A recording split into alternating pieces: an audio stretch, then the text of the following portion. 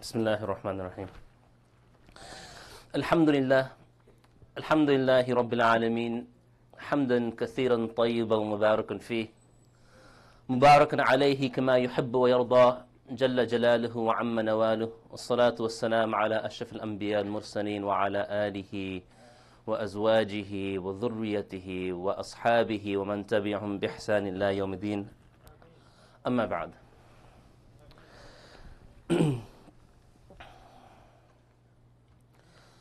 Alhamdulillah, we have had the opportunity to sit for the past 7 hours now, 6 hours now, remembering the Prophet ﷺ, different elements and aspects of his wonderful life within our lives today. And even if we haven't taken any notes, at the very least, we should have been excessive in salawat on the Prophet ﷺ. And one of the benefits of this is on the Day of Judgment, from amongst those who are closest to Allah subhanahu wa ta'ala on the Day of Judgment, are those who are most excessive in salawat on the Prophet ﷺ, durood sharif on the Prophet ﷺ. So don't let yourself stop. I shouldn't stop, you shouldn't stop. In fact, I want to mention one story that's not in my notes, that just came to mind right now. I've told some of you before. In one of the last months of my studies in Zambia, in Muslim Thani, in the class for Sahih Muslim, the second volume, when we were sitting, one of the students began to fall asleep in class. And so when he began to nod off, and if you see him, he was trying to stay awake. Classes at that point, for those of us who've been able to go for Dawud Hadith, they go well into midnight, and then you have to start at Fajr again. The last 2 months, it's a very, very long day.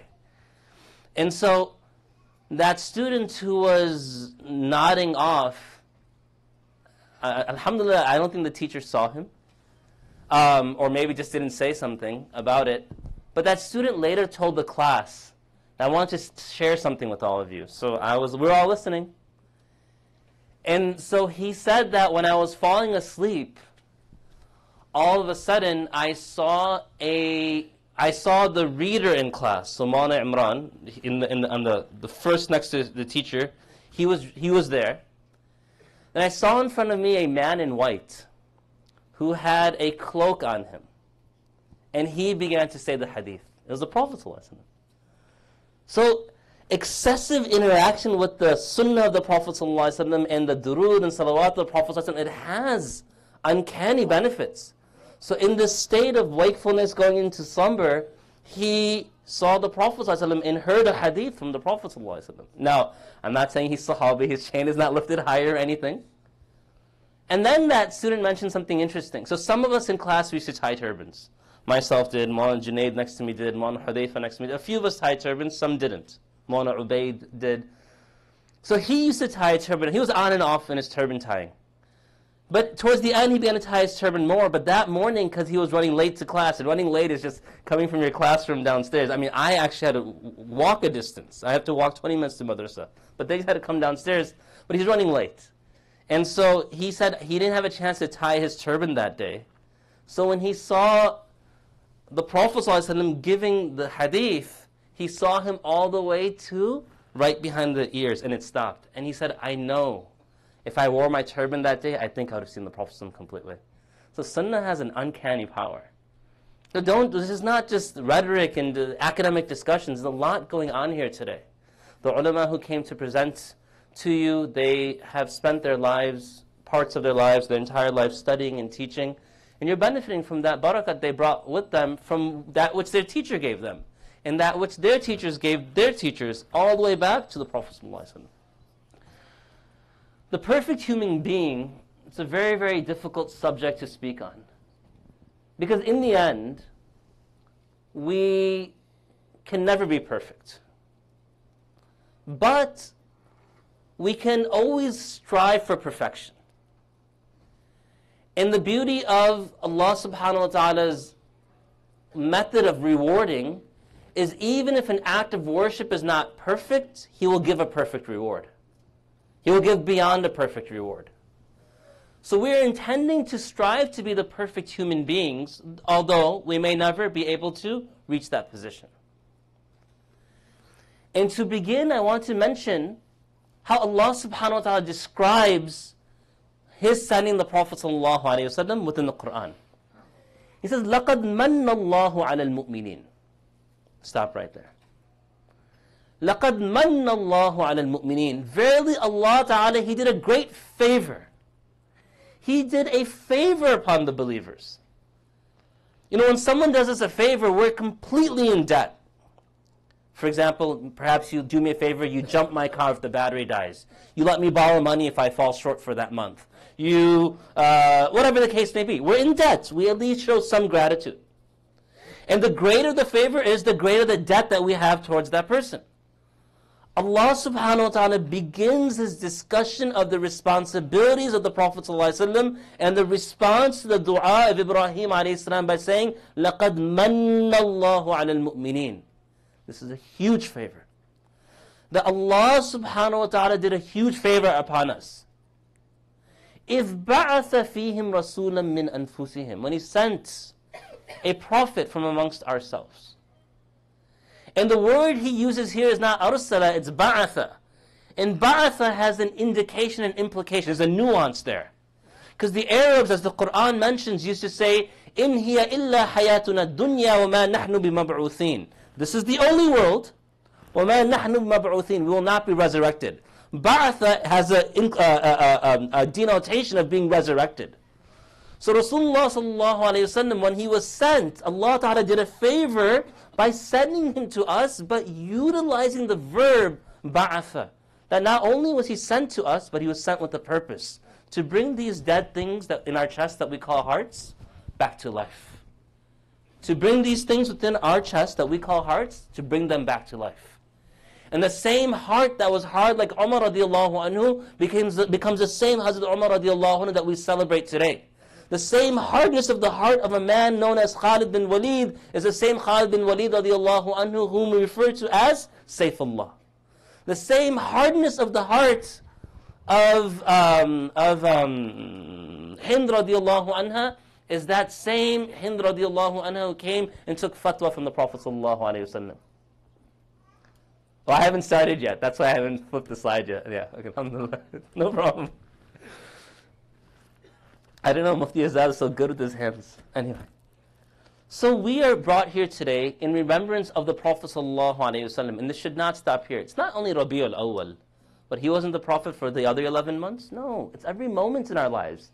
This is just to springboard it, just to push it forward. You know, when an anniversary comes up, the anniversary is a reminder of that blessing that was there, whatever the blessing may be. If it's a work anniversary, alhamdulillah, that day my work gave me a job. If it's a marriage anniversary, alhamdulillah, or inshallah, or astaghfirullah, whatever terms you use, it's a reminder of where it all began. So today we're speaking about the perfect man. And in the Arabic language, we have two terms for perfection that we're going to talk about. One is Ihsan and one is Itqan. You're not going to be able to read it. I'm just put it up there. And Ihsan comes from Hasana Yahsunu, which means to have goodness. But in the fourth verb form, Ahsana Yuhsinu, Ihsan has a very specific meaning, and it lends towards goodness, but it also lends towards perfection. And another term used within Hadith is the term Itqan. And Itqan, which pretty much only exists in the fourth form, this is a type of perfection. It's thoroughness, it's mastery. And these two terms are terms that we're going to be talking about today in light of the opinion of one of the great lovers of the Prophet ﷺ. Ihsan, goodness, as close to perfection as we can describe. Itqan, perfection, thoroughness, mastery. Now, how does Allah subhanahu wa ta'ala use these terms? How does our deen, how does the Messenger ﷺ use these terms? So, the Qur'an, when it speaks about perfection, just a few verses, وَأَحْسِنُوا إِنَّ اللَّهَ يُحِبُّ الْمُحْسِنِينَ. And strive for goodness, strive for perfection. Verily, Allah Ta'ala loves those who strive for perfection. Now that immediately what it does is it shows us why we should strive for perfection. Not so that we can marry someone or get a raise, etc. إِنَّ اللَّهَ يُحِبُّ الْمُحْسِنِينَ. In another verse, وَجَاهِدُوا وَالَّذِينَ جَاهَدُوا فِينَا لَنَهْدِيَنَّهُمْ سُبُلَنَا وَإِنَّ اللَّهَ لَمَعَ الْمُحْسِنِينَ. That we gain the ma'iyya in the love of Allah subhanahu wa ta'ala. We gain a closeness, a qurb, in the love of Allah subhanahu wa ta'ala.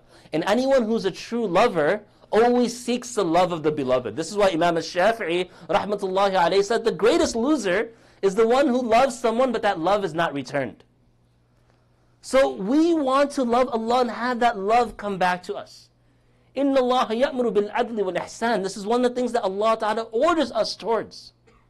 Hal jaza'ul ihsan illa al ihsan. What is the reward? Is there any reward for ihsan, for striving for perfection, except the perfection that Allah Ta'ala will grant us? In Jannah, in one of the tafsirs, it's mentioned Jannah. So this is one of the ways by which this term is used. What does the hadith mention? Inna Allah katab al-ihsan ala kulli shay. Allah Ta'ala, He prescribes, He's written ihsan upon everything. Now look. فَإِذَا قَتَلْتُمْ فَأَحْسِنُوا الْقِتْلَةِ. When you kill in battle, be perfect in that. وَإِذَا ذَبَحْتُمْ فَأَحْسِنُوا الذِّبْحَ. And when you go to slaughter an animal, be perfect in that. وَلْيُحِدَّ أَحَدُكُمْ شَفْرَتَهُ وَلْيُرِحْ ذَبِيحَتَهُ. Sharpen the sword. So the animal that you slaughter is what? Feels comfortable. It doesn't go through pain. If any of you ever slaughtered properly, in Zambia we had to slaughter quite a bit. After a while, if you do it properly, the animal barely feels pain. One of the brothers called me during Eid al-Adha. I was driving to my parents' place, and he's a convert, and he began to really freak out. And I asked him, what's wrong? He said, I don't know. I told them what you said, and I laid the animal down, and we read dua over the animal, did a dhikr, and then it began to calm down a little. We saw that on YouTube. And so it calmed down a little. Then the animal was ready to be slaughtered. Then someone came and said, oh, we didn't give it water. So they grabbed the water bottle, they yanked the mouth open, they began to spray it. It looked like they were waterboarding the animal. That's not ahsanu dhibha. That's not perfection in it. Perfection in it, my children have slaughtered. My wife has slaughtered. When you get the animal calm, and you just take the ears and fold it over the eyes, and if it has horns, it's easier, and you just turn the head, all you need is a slight knee on the side of the animal, and you slaughter. And the animal's going to be fine.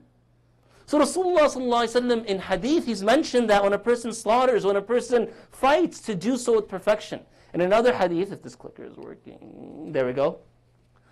We see, I'm going to the bottom one, إِنَّ اللَّهَ يُحِبُّ إِذَا عَمَلَ أَحَدُكُمْ عَمَلًا أَن يُتْقِنَهُ.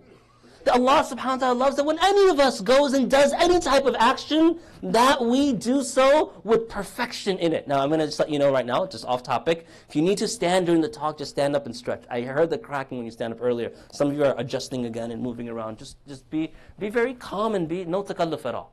But when Allah Ta'ala has any of us do an act, if it's sitting, we sit with perfection. If it's laying down, we lay down with perfection. Person doesn't collapse on the couch upon his stomach and go to sleep, her stomach and go to sleep, puts the right hand under the cheek, lays on the right side, curves the knees in just a little, reads the du'as before going to sleep. There's a blessing therein. And when we don't talk about the blessings until all of a sudden modern medicine says, oh, that's best for your back, etc. Then we begin to propagate it. But the sunnah has blessing. The famous hadith about the hadith Jibreel, when he said, أخبرني عن الإحسان, Jibreel alayhi salam said, inform me about ihsan. So Rasulullah said, أن تعبد الله كأنك تراه, to worship Allah as if you see it. And keep in mind how Qari Nu'man mentioned the term worship. As if you see Him. فإن لم تكن تراه فإنه يراك. And if you cannot see Him, know that He sees you. This is ihsan. Now why is this ihsan? Let's look at Itqan and Ihsan for a moment. There's some common characteristics taken and some very specific characteristics taken from the definitions and the verses and the Ahadith that we just looked over. And this has to be looked at for a moment. And what is that? That when it comes to Ihsan, if we go back 2 slides over here, إِذَا قَتَلْتُمْ إِذَا ذَبَحْتُمْ, are you being slaughtered or is the animal being slaughtered? The animal. Are we the ones being killed, or is it the person who we're fighting against being killed? The combatants against us. So ihsan has a level of compassion where it's not only about us. There's a certain level of care of how we deal with other people. And that's how you know a person's a true muhsin. When their ihsan is not relegated only to themselves. When you say someone did ihsan upon me, someone is my muhsin, it's not because they were good to themselves, because they were good towards us. So Allah subhanahu wa ta'ala has intrinsically placed within ihsan a type of reflexive attitude. It doesn't only come to us. And when we see the Prophet sallallahu alaihi wasallam, he was excellent to himself, but he was the least excellent to himself. What do I mean? Look at his day. In Hadith, we see his day is divided into 3 parts. Part number 1, he gives to the ummah. Part number 2, he gives to his family. Fi mihnati ahli, always serving his family. Part number 3 is for himself, but what does he do in that part? He worships. A person would say, yes, you should eat more, you should sleep more, but he gave that up from himself. Yes, there was a haqq, as Qadri Saad mentioned, but he gave it all for the sake of others. And usually when you see people doing things to help others, that ihsan is remembered. That type of ihsan is remembered. And there's an idea of vigilance that Allah subhanahu wa ta'ala is watching. Why? Because not only with our interaction with Allah ta'ala, but with our interaction with the entire world, it causes us to take a second glance. A person is never as good to his wife as when the father-in-law or mother-in-law is present there. Then all of a sudden the husband's doing dishes. Where did dishes come from? All of a sudden he's doing dishes. Why? Because mother-in-law is watching. Right?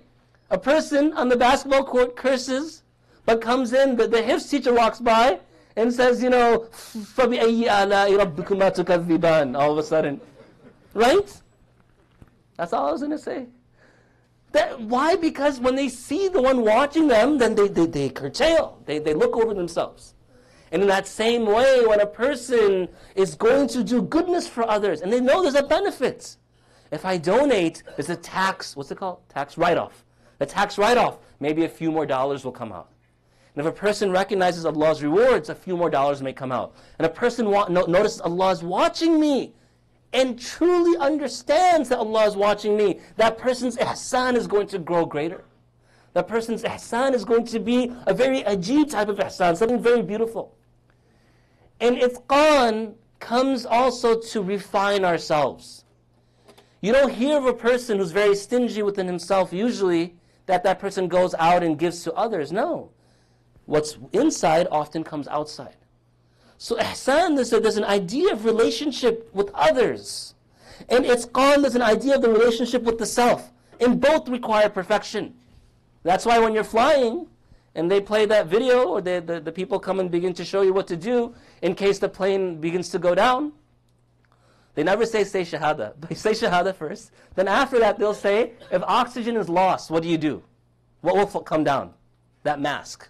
So what should we do? Put the mask on first, then put our children's mask on? Or put the mask on the children, put our mask on second? Well, mother's intuition, father's love, etc. would say, save the child. Let me put the mask on the child first, and then what? I'll put my mask on second. But if a person does that, and the child begins to cry and whine and tears it off, and now we're wrestling with the child, we're going to pass out, the child's going to pass out, everyone's going to pass out. So what do? You take care of yourself first. And once you're set, it has an effect on others. Now I'm breathing. Let me make sure the child has it on as well. I'm not getting frustrated. I'm not worrying about time, how much breath do I have left. So the itqan is necessary, and it often lends to the ihsan of a person as well. Now, I'm going quickly because we have to pray, and that's ihsan as well. So I'm going to sort of move through it quickly. You've heard enough today. I mean, most people are just waiting for the dinner after Isha. This is dinner after Isha? Is there? Okay, just making sure. I don't want to offer something I don't know. So, now, what are 4 characteristics of ihsan that you see when people have this ihsan and itqan within themselves, that we automatically love them? And it helps us show ihsan and itqan. One is we understand why we're doing something. Look, if I want to be a straight A student, maybe my parents said for every A you get $100. You know the huffaz, I always hear kids and mothers saying, my parents said for every juz I get $20. For every this I get that. So that's the reason why for some people. Other reason it's what? Oh, if I do well, I'll go to a good college. Another person says if I do well, I'll get a good job. There's reasons. When a person understands the reason why, it lends towards ihsan. Because now that person knows that something's going to come of it. And then there's the idea that while I have a goal, the ends don't justify the means. I'm not going to cheat my way through college. Because once I get to med school, they'll realize the fraud that I was. And now I've spent crazy amounts of money only to be kicked out later. And also, it's not a morally upright thing to do, right? And then, so we understand why. We understand that we have to go about the proper way, and we have a goal in mind. What's the goal? Finish by this time. Get this type of grade. Get this type of promotion, etc. And finally, we don't get distracted from the goal. And you see this a lot with athletes. If there's an athlete playing an exhibition game versus a playoff game, you tell me which one in which there will be more intensity. The playoff game, obviously. The playoff game, why? Because so much is at stake. They know the why. Exhibition game, what's the difference? I'm going to sit out, I get paid anyway. Now, if there's a sport that has no trophy, has no championship, no one's going to care. No one's going to care. But the moment you put something up as the goal that a person's trying to reach, they know they have a why all of a sudden, now they care. They always talk about athletes in their contract year. What does that mean? That's my last year, I have to prove myself so I get the big money next year. This is the why. If you look at an athlete, that athlete says, well, for me to get stronger, I need to take PEDs, performance-enhancing drugs, to look like Saad over here, right? Now that person takes PEDs, and what happens? He knows it's wrong, he gets tested, he gets busted, he has nothing to say about himself. He messed up. The person knows I need to put in time, I can't take shortcuts. And then that person recognizes that whatever is for the betterment of the team, whatever that goal is, and then now knows what? You guys ever hear of an athlete known as Shaquille O'Neal? Old school now. You guys, some of you kids don't know who that person is. First of all, from what I know, I don't know about his Islam. People always say Shaquille, he must be Muslim. I always love the Muslim rumors. Michael Jackson, Muslim ban gaya. Allahu Akbar, the whole khutbahs on that. So anyway, so Shaquille O'Neal, he writes about himself that what ruined his career was Krispy Kreme. Krispy Kreme donut. He came into the NBA weighing 300-something pounds, but he was less than 8% body fat. He was a big muscle. 7 foot, 7'1", 300-something pounds. Then Krispy Kreme came. And it was a distraction from that goal. And then he inflated a bit. So when a person has a distraction, if they keep their eyes on the prize, they have the goal in hand, then they won't let themselves become distracted. It's very easy. Thursday nights, everyone's going out to party, everyone's going out to hang out, but I have an exam coming up within a month. To make sure the person stays on task, the person needs to know the value and the worth of that exam. These are 4 things that are essential for a person striving for ihsan, within themselves or to bring ihsan to others. In the Prophet ﷺ, this is where he was. And I'm going to get into the Prophet ﷺ shortly. We don't have that much time left, but shortly. Now, I want to speak about the lovers of Allah subhanahu wa ta'ala.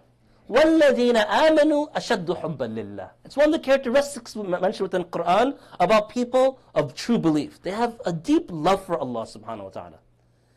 And love will be the means by which a person pushes forth.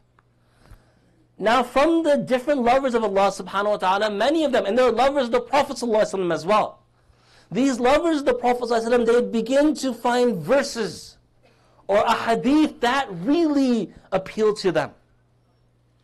Imam Abu Hanifa rahmatullahi alayh, a dear lover of Allah subhanahu wa ta'ala, in prayer over and over is reciting, وَامْتَازُ الْيَوْمَ أَيُّهَا الْمُجْرِمُونَ.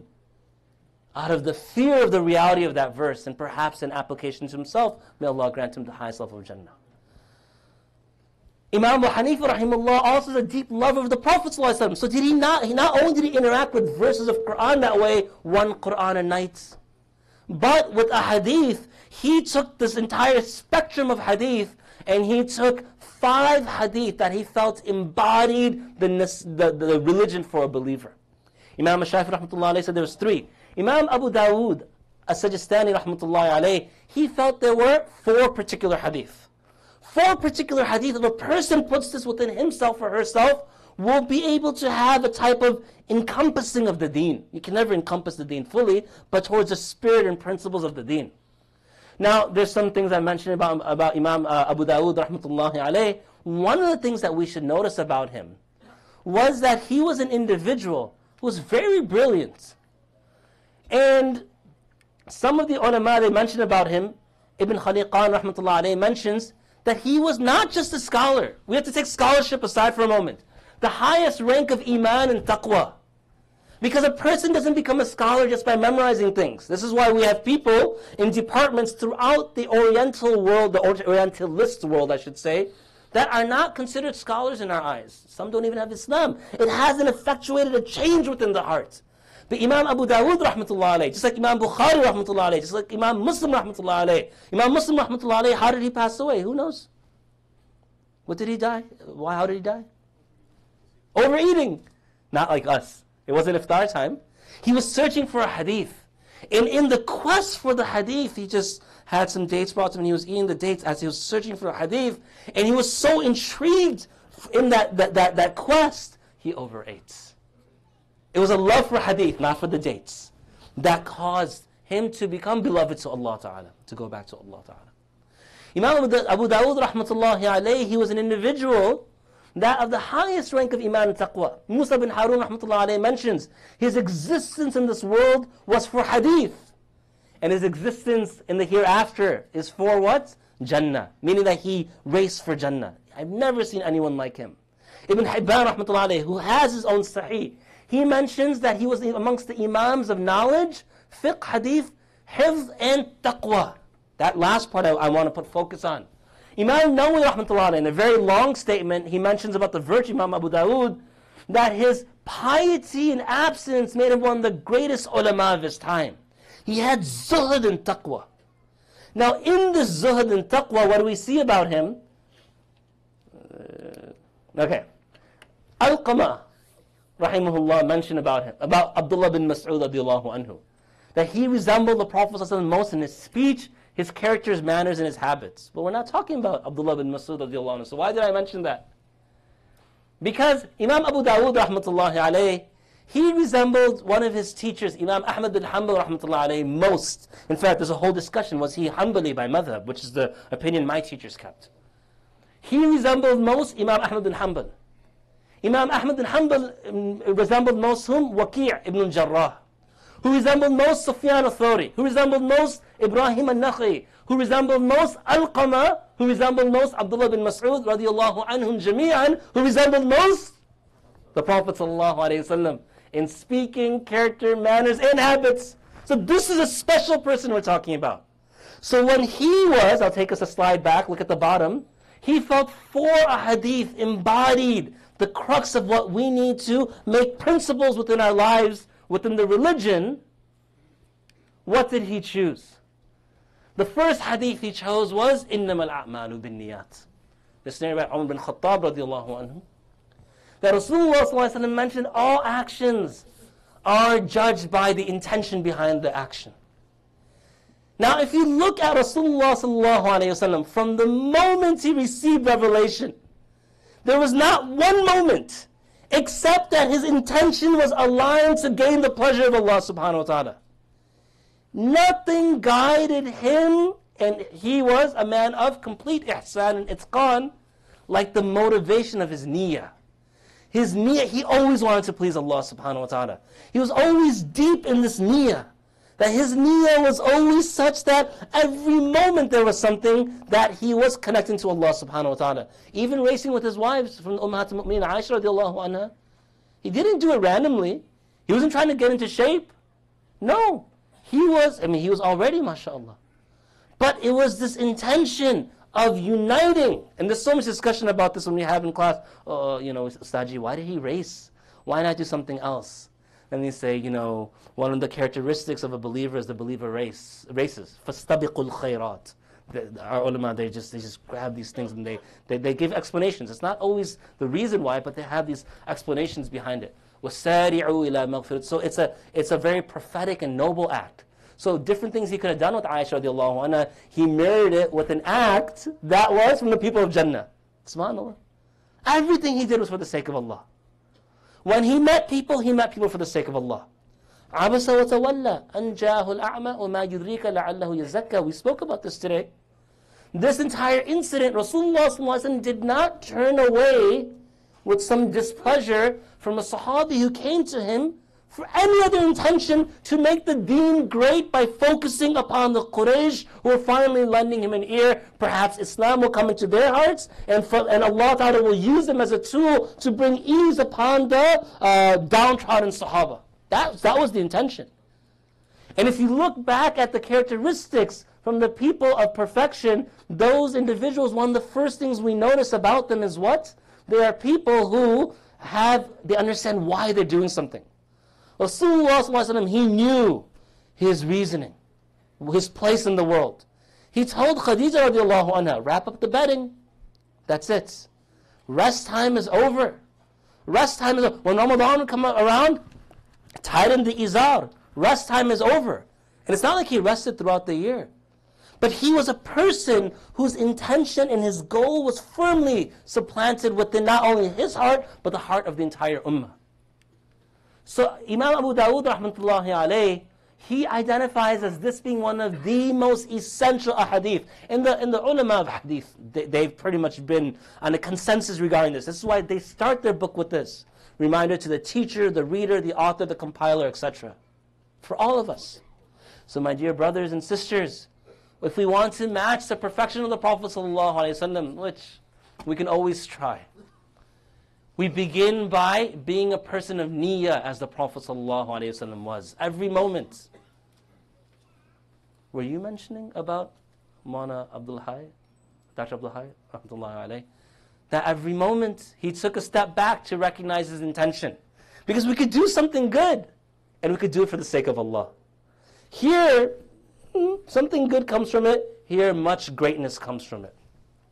The second hadith that Imam Abu Dawud rahmatullahi alayhi mentioned that will help a person attain the idea of Itqan and Ihsan is the idea لا يؤمن أحدكم حتى يحب لأخيه ما يحب لنفسه. And when we spoke about Ihsan, Ihsan wasn't about the self. It was always looking towards others. And now Allah subhanahu wa ta'ala has the Prophet frame this in words of gold that no one truly believes. None of us will ever believe until we love for our brother what we love for ourselves. And that's the Prophet ﷺ. When someone comes into his home, he gives, this the narration, many of us have heard it, that he just gets a brand new upper garment. And one Sahabi comes and says, oh Messenger, and the Prophet just wears it, and he needs it. And that Sahabi, oh Messenger of Allah, can I have it? The Prophet goes back home, takes it off, presents that Sahabi. The other Sahaba are upset. How can you do that? You know he needed it. He said, don't judge me. Because that Sahabi had intended to have that be his shroud. Forget the shroud of a Sahabi. Who was the leader of the Munafiqun?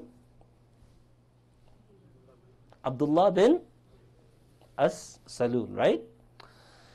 He, when his son, at the point of his father's death, Abdullah bin Abdullah, who was a great Sahabi radiallahu anhu, sees his father pass away. Ra'isul Munafiqin, the head of the Munafiqun. And he asked Rasulullah sallallahu alaihi wasallam, O Messenger of Allah, your shirt for my father. The Prophet didn't say, don't you remember this, and this, and this, and that in particular? No, none of that. And he was completely in the right to do so. لا يؤمن أحدكم حتى يحب لأخيه ما يحب لنفسه. He loves Abdullah bin Abdullah. And he saw that person broken-hearted now over the passing of his father in a state of nifaq. So he fulfilled the request of a Sahabi, and he paid back in Ihsan, because when Abbas radiallahu anhu, the time of Badr, was captured, he was a very large man, and he didn't have a shirt. So the head of the Munafiqun gave that shirt from him to Abbas radiallahu anhu. So the Prophet wanted to balance things out. But we see this, the Ihsan.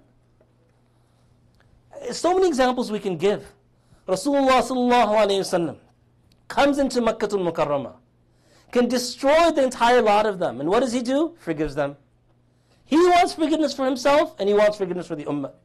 Comes from Ta'if, what does he do? Forgives them. Allahumma inni ashku ilayka du'fa quwwati wa qillata hilati wa hawani an nas. Ya arhamar rahimin. Ya rabb al-mustada'afin. SubhanAllah, just so, it was never about himself. It was never about himself. And that's what made him so perfect. No one says, man, that guy's so selfish on the court. I love when I play with him. No. I love eating with that sister or that brother. Why? Because every time that person eats, they don't let me have a bite. No one says that. SubhanAllah, the greatest thing happened today. What was that? Oh, I was short $3 at work for lunch, and I was starving, so my colleague, who I pray next to in the masjid, he had $10 extra, and he said, no, not for you today. Oh, such a life-changing experience. No one says that. In fact, I remember 2 weeks ago, I was at Target, and I was in line, and there was just 3 people in the store. An elderly woman, a Muslim couple's entire cart was overflowing, and me with one thing of milk. I just needed milk for my kids. So alhamdulillah, they let me go ahead of them, and the elderly woman was there, and her one card wasn't working, a second card wasn't working, and I thought to myself, maybe I should pay for her, and this is one of the issues. When we don't act right away, we lose reward. Intention is still there. So then she just gets fed up, take a check. She writes a check. They said, okay, give me ID. She's like, I don't have my ID. I can give you my license number. And so they said, no, we can't accept it. She says, fine, just give me my check back, I'm leaving. So the Muslim brother behind me, this is sunnah. Now, he didn't have a beard. He didn't. He wasn't wearing a turban, or a kufi, or a thobe, nothing. But he fulfilled the sunnah. He got up, he walked over and said, what's the problem here? And I saw his cat, he had $700 in his wallet, he just took out 100, he just, that's for her. And then he paid for my milk as well. But he did. So, I know. So she, so what does she do? She turns around, and she's elderly, and she says, thank you. And then she goes to hug him, and then she says, thank you, thank God, thank Allah. That's what she says. And he says, do you know Allah? She said, I know, He's your creator and my creator. Wallahu alam yawm al-qiyamah, what will happen with her. But this perfection has an effect. It has an effect. The third hadith that we see, Abu Dawud rahmatullah alayh, min husn islam al-mar'i tarkuhu ma la ya'ni. Part of the way our deen is perfected is what? We leave that which doesn't concern us. And there's a lot of things. Now look, if someone is studying for a test, and then you come to that person's room and they're reading about sports, we become upset with that person. But when a person is preparing for the task that will be asked, the questions in the grave and the day of judgment, we let ourselves get so distracted. The Prophet ﷺ was never distracted, to the extent when he heard the adhan, everyone was a stranger to him. The Ummahatul Mu'mineen mentioned that he became as if we did not exist anymore. Because he was so connected to Allah, he could not be distracted from Allah subhanahu wa ta'ala. And all the great ones from our deen were never distracted. Imam Nawawi rahmatullahi alayh, we know about him that the kids sometimes would try to pull him in to play games with them. And he would just cry, I just want to study. Because he was focused, and he died young, a little older than me, before the age of 40. Right? Before the age of 40? Some ulama sitting, you can correct me if I'm wrong, but around the age of 40. And he did more than maybe this room together will ever do. He was not distracted. من حسن إسلام المرء تركه ما لا يعني. And the final hadith, it's a lengthy one, but it's one I want to spend a few moments on. Don't try to read it. Just take my word for it. That the final hadith that Imam Abu Dawud as-Sajistani rahmatullah alayhi mentions is the hadith of إِنَّ الْحَلَالَ بَيِّنٌ وَإِنَّ الْحَرَامَ بَيِّنٌ. That verily that which is halal, that which is lawful is clear, and that which is impermissible is clear. وَبَيْنَهُمَا أُمُورٌ. What type of umur are there? Mushtabihat. The ones that are, so there's some gray areas in there. Now in this particular hadith, it's the summation, I believe, of even the previous, you can't say, it's the summation of what Imam, the great lover of the Rasulullah sallallahu alaihi wasallam, Imam Abu Dawud rahmatullahi alayhi, was getting at.